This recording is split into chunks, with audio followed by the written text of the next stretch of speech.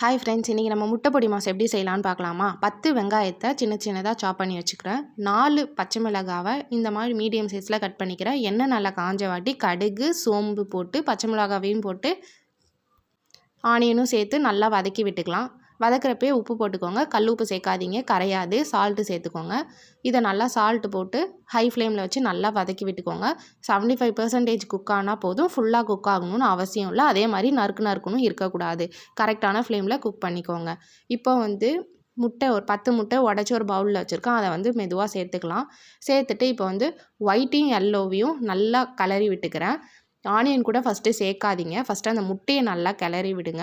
நீங்கள் கேட்கலாம், பவுலில் இருக்கிறப்பே கலந்துக்கலாமே ஏன் இதுன்னு. இது கொஞ்சம் கொஞ்சமாக கலந்துக்கிட்டால் அப்படியே ஆனியனோடையும் கலந்துரும். அதனால தான் சொல்கிறேன். கலந்த வாட்டி இந்த மாதிரி இருக்கும். இதை நல்லா மிக்ஸ் பண்ணிகிட்டே இருங்க ஹை ஃப்ளேமில். இந்த மாதிரி மழைச்சாரல் மாதிரி பொல பொலன்னு வரும். சூப்பரான முட்டை பொடி மாஸ் ரெடி. தேங்க்யூ.